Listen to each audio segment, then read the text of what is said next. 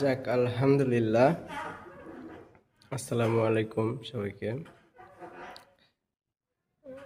আমার এই ভিডিওটা বানানোর উদ্দেশ্য দুজন ব্যক্তিকে নিয়ে, জুয়েল ভাই আর থটস অফ বেলাল ভাইকে নিয়ে।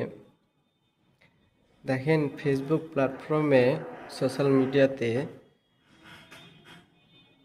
এই বক্তাকে গালিগালাজ করে বা করে।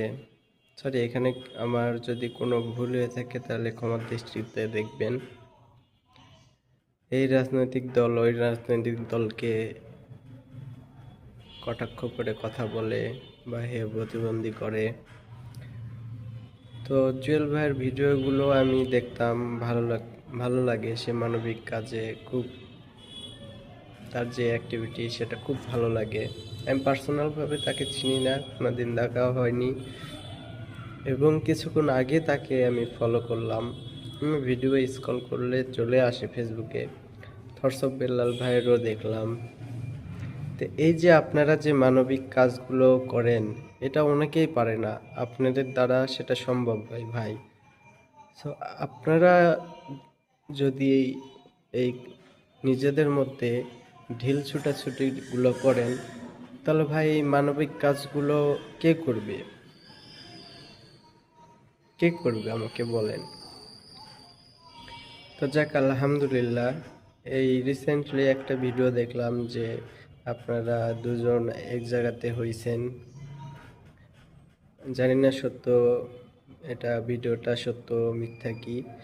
তারপরে যদি সত্য হয়, যাক আলহামদুলিল্লাহ, আপনারা সাবেক আগের জায়গাতে ফিরে আসছেন। আপনারা আপনাদের কাজ আগিয়ে নিয়ে যান, মানবিক কাজে মানুষের পাশে দাঁড়ান।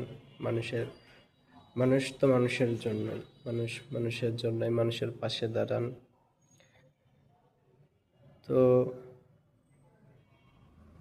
আমি আপনাদের কাছে হাম্বল রিকোয়েস্ট যে অন্তত মানবিক কাজে যারা আছে, ফেসবুক কন্টেন্ট ক্রিয়েটররা বা যারা আছে, তারা এই কাদা ছিটাছিটি ঢালাঢালি করেন না। আপনাদেরকে রিকোয়েস্ট করে বললাম, তাহলে হয়তো এই মানবিক কাজের উপর থেকে মানুষের আস্থা ভরসাটাই উঠে যাবে।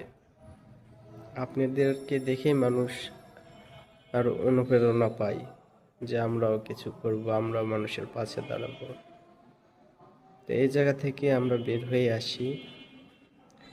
যাক, আজকের ভিডিওটা দেখে আমার খুবই ভালো লাগলো, আলহামদুলিল্লাহ।